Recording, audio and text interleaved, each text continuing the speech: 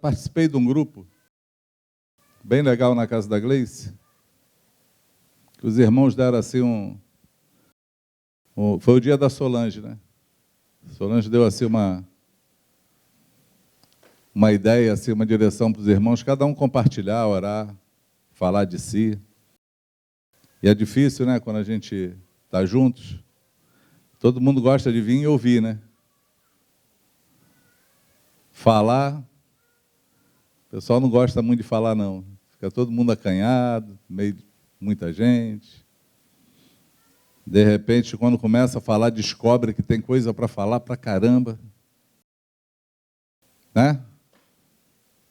Não tem nada para falar, mas aí quando vai falar, de fato, começa a falar de si, aí descobre que tem um monte de coisa para falar.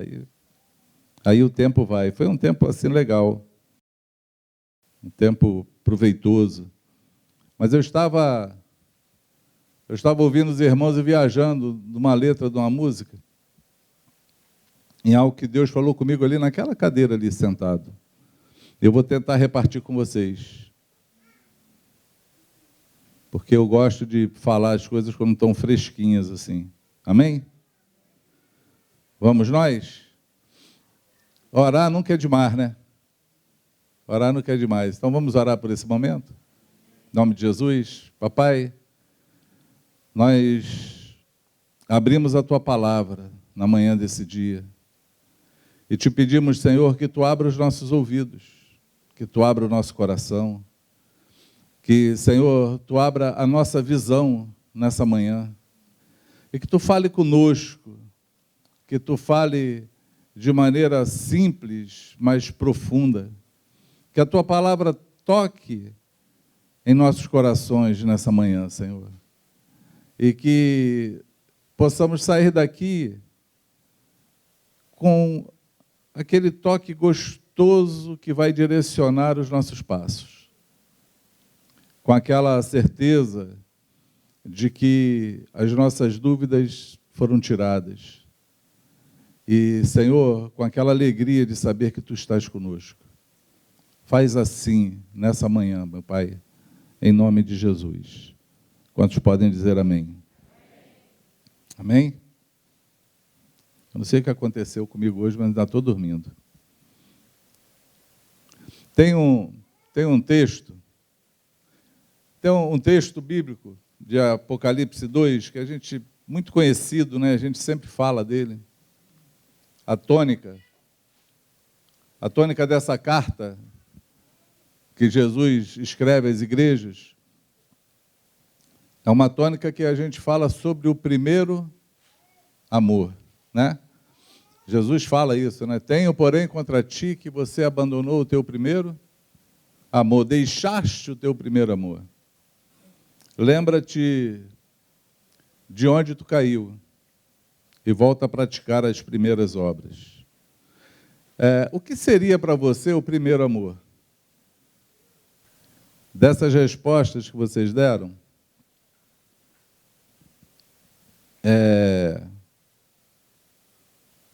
vocês se encaixam em alguma delas? Porque a gente fala do que seria, mas a gente consegue alcançar isso que nós falamos que seria? Porque toda resposta, ela tem que ter uma ação prática. Aquilo que nós vamos ver e falar assim, não, isso aqui é possível praticar. Isso aqui é possível ter. Isso aqui é possível firmar. Porque tem umas coisas que são complicadas para nós. Por exemplo, acho que a primeira coisa que é complicada é a palavra amor. Quando eu falo um amor maior, o que seria? Quando eu falo intimidade, estar com Ele todo dia. Quando eu falo dele ser o primeiro em todas as coisas. Como seria isso? Porque isso leva leva a uma variante grande na vida. E parece que a gente não consegue encontrar nunca isso. Eu estava ouvindo uma música, na verdade, quando esse texto me veio no coração. Eu peguei a letra dela, porque eu sei que a gente não canta ela, mas todo mundo conhece. Se não conhecer, vai conhecer hoje essa música. Essa música é uma música baseada num texto de Eclesiastes 3, que fala assim: tanto que eu trabalhei, tanto que me desgastei, tanto que o sol me queimou, cuidando da vinha que não era minha, tentando achar o meu valor, tentando te impressionar. Será que um dia eu poderia ser suficiente?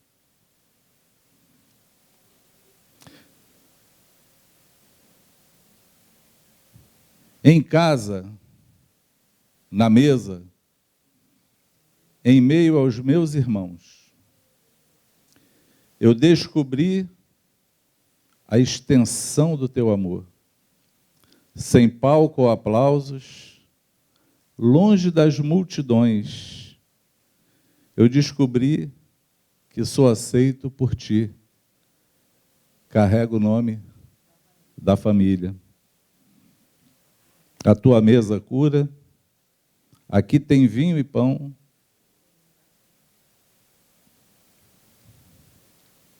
Tem um lugar para mim. Os meus esforços não compram Deus. Os meus esforços não te compram. Eu te conheci quando aprendi a descansar. Amém? Ouvindo essa letra assim, eu lembrei desse texto, dessa carta, dessa igreja. Porque é uma carta assim, pelo menos para mim, né? Eu sempre pensei assim, cara, que coisa contraditória. Aonde Jesus enxergou algo aqui que nós não vimos. Porque ele fala assim, ao anjo da igreja, em Éfeso, escreve: essas coisas diz aquele que conserva na sua mão direita as 7 estrelas e anda no meio dos 7 candeeiros de ouro. Conheço as tuas obras, tanto o teu labor como a tua perseverança, que não podes suportar os homens maus e que puseste à prova os que a si mesmo se declaram apóstolos, e não são, e os achastes mentirosos. Tens perseverança, suportaste provas por causa do meu nome, e não te deixastes esmurecer. Quando você lê isso aqui, é tudo aquilo que a gente quer fazer. Sim ou não? Tudo que a gente quer é que o Senhor conheça as nossas obras, conheça o quanto nós nos afadigamos com ela, quanto nós somos zelosos, quanto nós somos perseverantes, como a gente consegue ter o discernimento de não suportar os maus e identificá-los, reprovar aqueles que se dizem que são, mas não são coisa alguma, a gente ter esse discernimento do Espírito Santo, ser perseverante, suportar todas as provas por causa do nome de Jesus e não se deixar se enfraquecer, se desanimar, esmurecer. A gente quer que isso seja uma verdade na nossa vida e parece que nessa igreja isso era verdadeiro. Mas aí Jesus olha e fala: eu tenho, porém, contra ti, que tu deixaste o teu primeiro amor. E essa música fala disso, porque a gente pode se esforçar para tentar alcançar o Senhor e para tentar cuidar de algo que não é nosso, mas tentar nas nossas forças, no nosso braço, manter algo funcionando ou em pé, ou um trabalho sendo feito, ou um cuidado com alguém, ou consigo mesmo, e não ter conhecido assim o primeiro amor.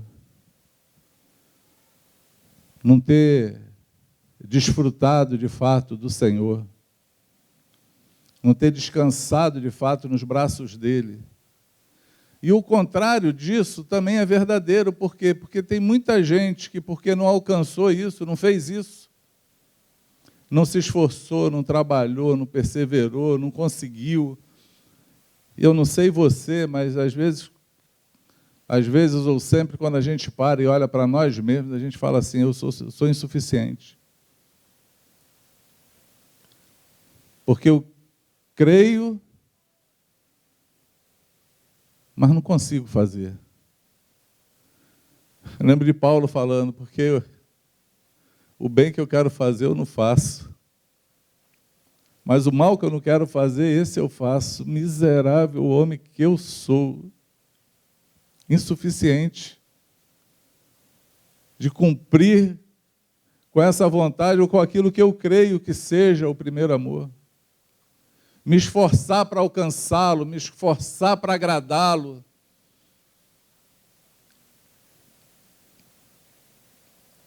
Nós não vamos conseguir nunca, amados. Porque não vem da força, não vem do esforço humano. Não vem da nossa perspicácia, vem do Senhor. O primeiro passo foi dele, de nos alcançar, e tudo que nós temos que fazer é desfrutar da sua presença. Mas graças a Deus, eu ouvi essa canção para interpretar esse texto. Porque o dia que essa igreja se formou, ela se formou debaixo de uma graça, a igreja de Éfeso. A igreja de Éfeso foi uma igreja que começou numa cidade muito prostituída, idólatra, rica, onde os apóstolos foram presos, açoitados, passaram por lutas, mas a conversão, o conhecer de Jesus, o toque do Senhor na vida desses irmãos, foi um toque tão forte que Atos 18 diz que eles vinham publicamente confessando seus pecados, queimando livros de artes mágicas, fizeram uma grande fogueira na cidade, que daria um grande dinheiro, davam testemunhos da graça que alcançou a vida deles. Mas, de repente, eles viraram só trabalhadores no reino. E eu vou te falar qual é o problema do trabalho. E eu vou falar isso com muita propriedade.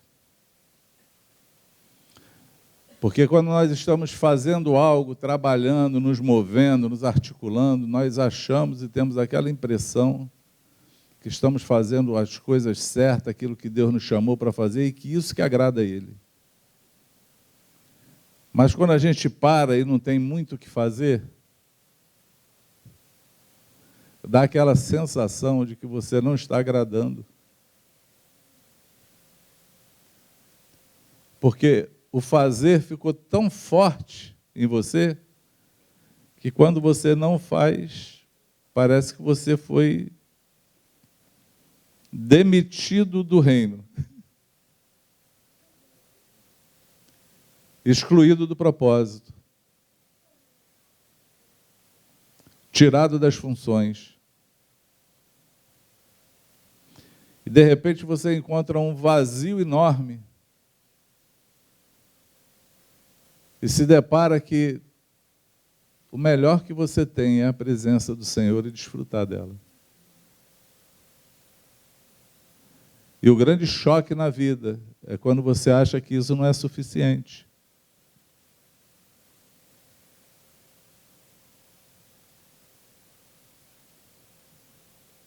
Que tê-lo, pertencer a Ele, parece que não é tão importante ou tão gratificante quanto aquilo que fazemos. E aí eu descobri uma linha muito fina,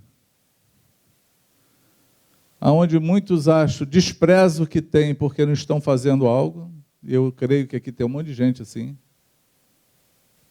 Porque eu não estou fluindo, porque eu não estou fazendo, porque eu não estou pregando, porque eu não estou cantando, porque eu não estou lendo, eu estou fora do propósito, estou inoperante. Como tem aquela outra parte que está fazendo um monte de coisa e negligenciando também aquilo que já tem, porque deixa secundário desfrutar a presença do Senhor. Consegue entender isso? Eu estou com cuidado para falar isso, para não dizer para você que você não tem que trabalhar, não tem que fazer nada. Porque nós somos assim dos extremos, né? 8 ou 80, né? Eu estou querendo assim alcançar o ponto de equilíbrio nisso. Porque o que nos leva a produzir algo é sempre a presença que está em nós. Amém?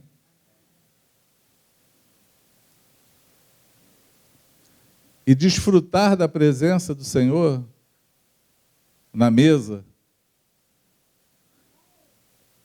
em meio aos meus irmãos. Nos relacionamentos que o Senhor nos deu. Quantos relacionamentos você tem hoje na sua vida?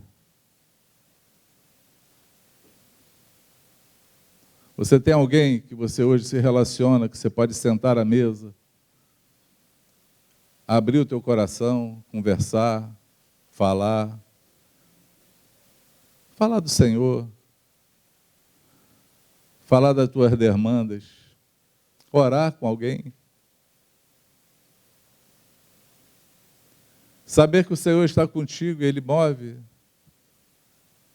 nesse relacionamento que você tem, não importa se é pouco ou muito, porque Jesus ele é tão tremendo nisso, mas olha, pensa numa coisa tremenda. Que Ele falou assim, onde tiver 2 ou 3 em meu nome, ali eu estou.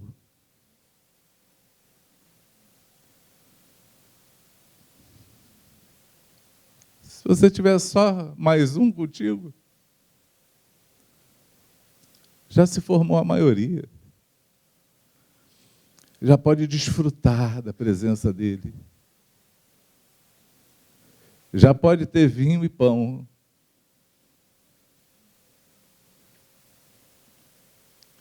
Já pode fluir o Espírito. Já pode falar com Ele, receber dEle. Já pode ver milagre acontecendo. Não é no meio da multidão, é onde tiver 2 ou 3 em meu nome, que ali tem um propósito. Relacionamentos com propósitos. Você tem formado esses relacionamentos? Tem criado eles? Porque eles são necessários, amados. São necessários. E eu percebi isso nesse grupo, assim, porque é fácil a gente reunir um grupo em casa? Não é fácil, não. Deixa eu trocar essa palavra. Não é fácil, não. É bom a gente reunir um grupo em casa. Aí todo mundo bate papo, conversa, né? Chega todo mundo agitado, todo mundo tem um monte de coisa para fazer. E o Flamengo, hein?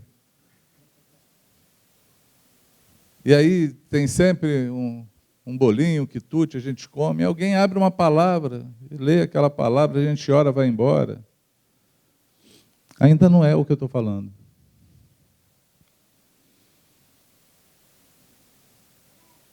Ainda não é. Porque nessa mesa que tem cura, essa mesa que transforma, é aquela que eu sento e posso abrir meu coração. É aquela que eu sento e posso falar quem eu sou, o que eu preciso, o que eu almejo. Eu posso ter alguém que fale assim, vamos orar, porque Jesus está aqui, Ele vai mudar essa história. Ele vai ser contigo. É nessa mesa que se você estiver ali, você não tiver nenhuma demanda, nada, você fala assim, Deus me trouxe hoje aqui, trouxe você hoje aqui para que eu orasse contigo. Porque Ele quer que eu exerça esse meu papel de junto contigo chamar a bênção sobre a tua vida. Esse é o lugar que cura. Esse é o lugar onde a vida acontece. É nesse lugar aonde tem vinho e pão manifesto. É a comunhão com o Senhor. É a presença dEle conosco. Eu acho que foi isso que Jesus falou na ceia. Falou, olha, eu não vou mais beber desse cálice até que naquele dia eu sente com vocês à mesa para beber de novo. Porque ali havia comprometimento, cumplicidade, coração aberto, dependência. Imagina que cada discípulo que estava na mesa com Jesus, eles dependiam totalmente do que o Pai, do que o Senhor queria falar com eles. E de qual era a direção. Porque eles comiam e Jesus falava assim, vamos para Cafarnaum. Aí eles iam. Alguém chega e fala, Lázaro está muito doente, teu amigo. Deve ter falado assim, vamos lá orar por ele. Vamos ficar um pouquinho mais. Até que chega a notícia, Lázaro morreu. Levanta. Agora nós vamos lá.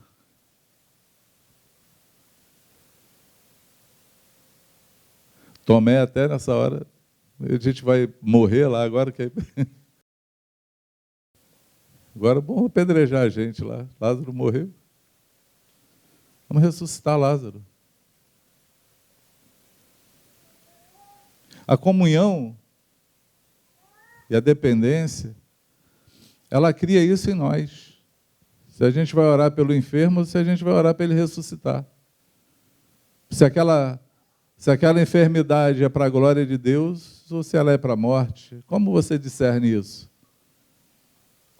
Porque no fazer, no nosso ímpeto, a gente tem muita coisa para fazer. Vamos lá orar.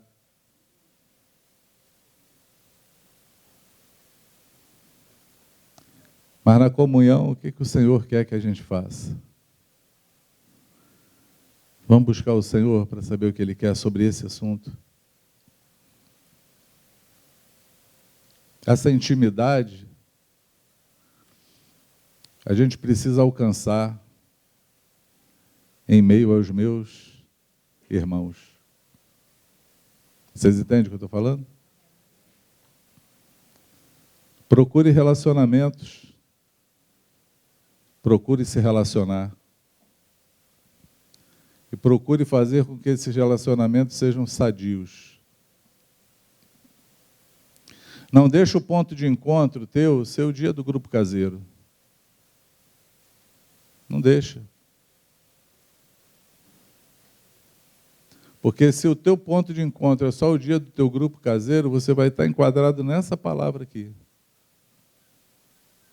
Você vai negligenciar o teu primeiro amor. Você negligenciou Jesus. Você está só no trabalho. Mas a força propulsora que te move, ela não vai te mover. Eu vou te falar, vai ficar chato esse negócio. Vai ser uma reunião chata. Vai ser aquele compromisso que o dia que você puder, não puder, ou estiver meio desanimado, você vai falar assim, pô, me libera aí. Porque não tem muito a acrescentar, não tem muito a fazer. Mas experimenta sentar na mesa com propósito. Chegar para abrir o coração, para falar de si, para buscar o Senhor de fato, porque Ele está ali. A Solange lembrou, nesse grupo, muito interessante, que o que lembrou ela foi um dia que colocaram ela no meio das crianças.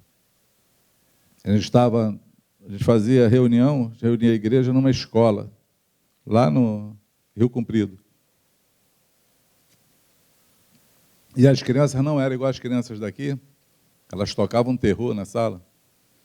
As daqui são tudo quietinhas, né? Né, Cris? E aí, chamaram Solange e falaram assim, Solange, vai lá, dá um jeito nas crianças lá, professora, desesperada. Porque eu não aguento mais, não sei o que fazer. Tá Aí ela subiu, pensando assim, o que eu vou fazer? Eu não tenho traquejo nenhum com criança. A Raquel zoa ela, né? A Raquel é mãe de 4 filhos, não tem nenhum traquejo.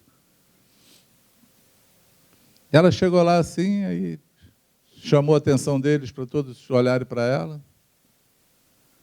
E só falou assim, olha, vocês sabiam que é onde a gente se reúne, Jesus está? Ele falou isso, que onde tem 2 ou 3, então ele está aqui. Se ele está aqui, a gente podia orar, né? Alguém quer fazer alguma oração para Jesus que esteja precisando, ou conhece alguém que esteja precisando? Aí as crianças começaram, eu queria orar pelo meu pai, que é alcoólatra. Minha avó, né? Minha avó que é alcoólatra. Eu queria que ela largasse aquela bebida, que ela conhecesse Jesus, e já começou a chorar. Aí o outro, eu queria orar pelo meu pai, que está desempregado.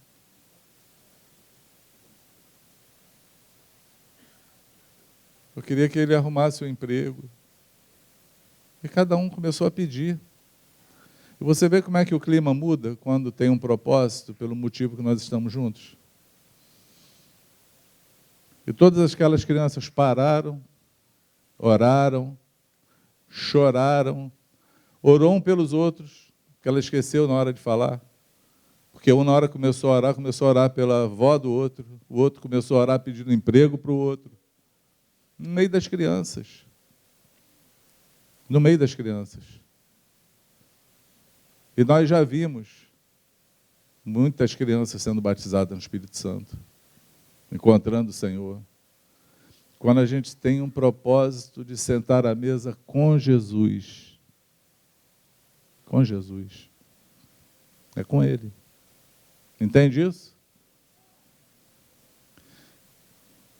Eu estou num lugar sem muita coisa para fazer, com poucos irmãos.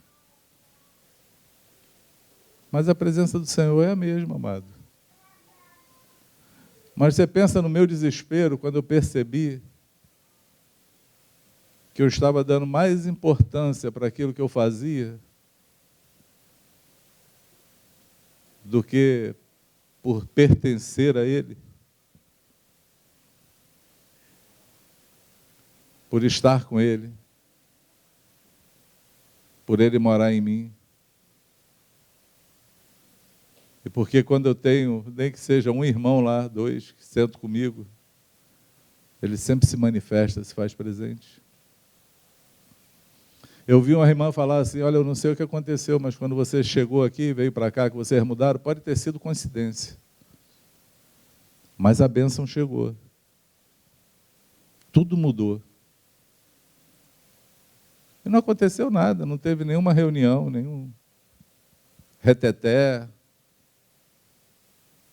A gente se encontra como irmãos, amigos, senta à mesa para comer e falar do Senhor. E eu fiquei meio sem graça de falar, mas depois eu criei coragem e falei para ela assim: filha, deixa eu te falar uma coisa. Não é uma coincidência. Porque aonde nós chegamos, a bênção chega conosco. Porque a bênção de Deus, está escrito lá em Deuteronômio 28, diz assim: essas bênçãos te acompanharão, te seguirão. Hein? Te alcançarão. Experimenta. Eu falo isso com o Solange, a gente chega num lugar que está vazio. Né, Sol? Aí eu falo assim: filho, espera que daqui a pouco vai encher. Por quê? Porque a bênção ela tem que alcançar a gente, tem que acompanhar a gente. E vai chegando gente. Eu falo, ó, tá vendo? Começou a encher, a gente trouxe a bênção para esse lugar. Mas para pensar que a gente esquece disso. Você esquece que o Espírito Santo habita em você, amado. Você esquece que você faz parte da família de Deus, que você é filho de Deus por adoção. Você esquece que mesmo que você esteja preso, Deus não te abandonou, Ele está contigo ali. E a tua vida pode e deve influenciar alguém, porque o Senhor precisa se manifestar e Ele quer te usar para isso. Aí você esquece dele, você perde o teu primeiro amor, você esqueceu do que aconteceu contigo. Esqueceu. Você não pode esquecer disso. Amém? Você não pode se esquecer nunca. Nunca. É por isso que, acho que foi Tiago que falou, né? Que maior é o que está em nós do que o que está no mundo. Não, foi João, né? João falou isso. Sempre, sempre, o que está conosco vai ser maior do que qualquer outra coisa. Sempre. Sempre a presença do Senhor e a comunhão com Ele é maior do que tudo. Amém? E aí você precisa, necessita ter relacionamentos sólidos, sadios, um lugar onde você possa abrir o teu coração.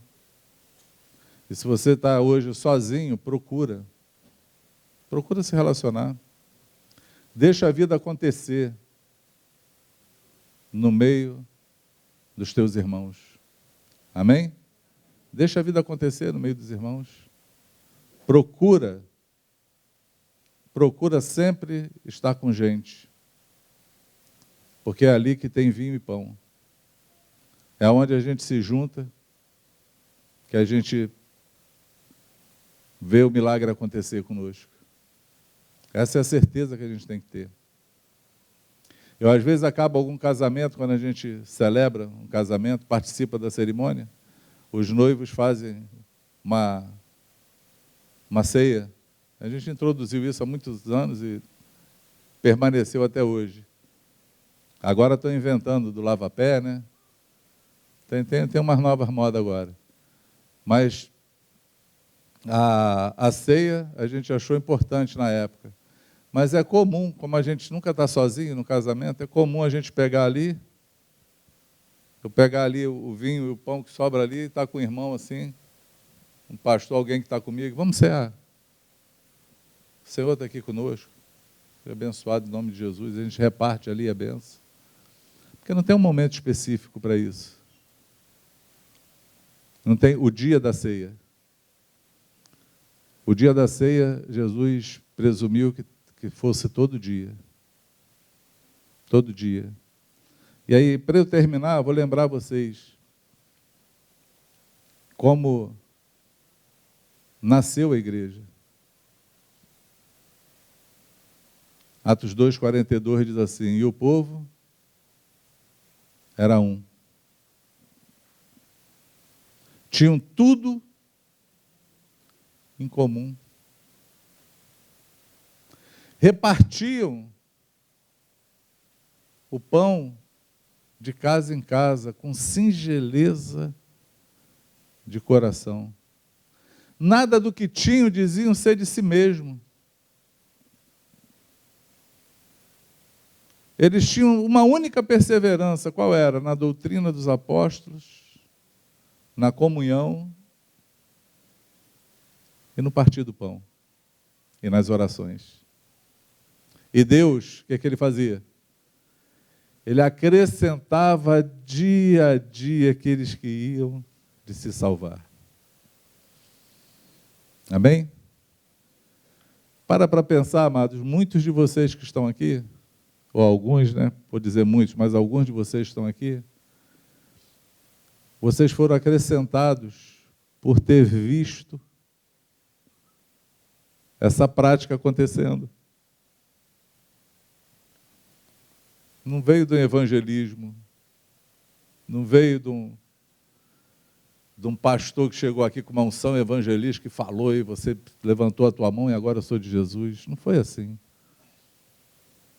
Foi na mesa. Foi em meus irmãos. Foi vendo a vida acontecendo no meio do corpo de Cristo. Nem que tenha sido começado com um, naquele relacionamento, veio... Foi o Flavinho que falou agora, de Jonatas. Não foi? O Flavinho falou de Jonatas, que trouxe a Verinha, né? Carminha. Trouxe a Carminha, porque ela viu. Ela viu algo diferente, ela não ouviu. Né, Carminha? Ela viu. Deus acrescenta a cada dia aqueles que vão se salvar. Essa essência do começo da igreja, a gente não pode perder. Esse é o primeiro amor. Esse é o amor que nós descobrimos Jesus e descobrimos a família. E fomos aceitos como somos.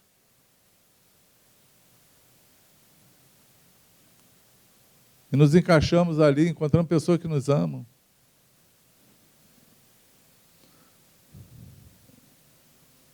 Esse aqui foi ganho com um beijo. Marcinho. Marcinho chegou na minha casa um dia, eu dei um beijo nele, ele foi embora pensando, pô, o cara me beijou.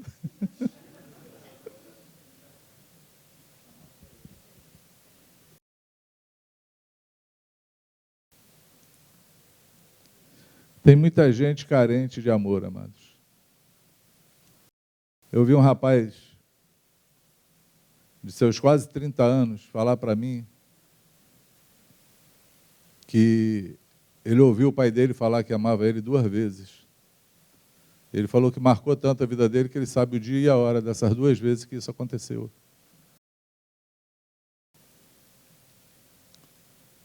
Mas ele não esqueceu, até hoje, do amor que ele viu na igreja. É diferente de tudo. Amém?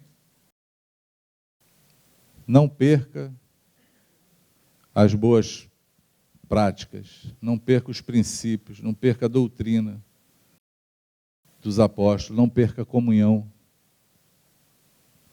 Amém? Não perca. Se está sozinho, busca alguém para se relacionar. Se relaciona. Abre o coração. Porque a igreja é isso, é o corpo bem ajustado, bem vinculado, pelo auxílio das suas juntas e ligamentos, que produz o próprio crescimento de si mesmo, é o que o Paulo fala. Amém? É o que está escrito lá em Efésios. Busca relacionamentos sadios. Busca. Abre o coração. Coopera e seja cooperado. Né? Seja cooperador, mas também receba a cooperação.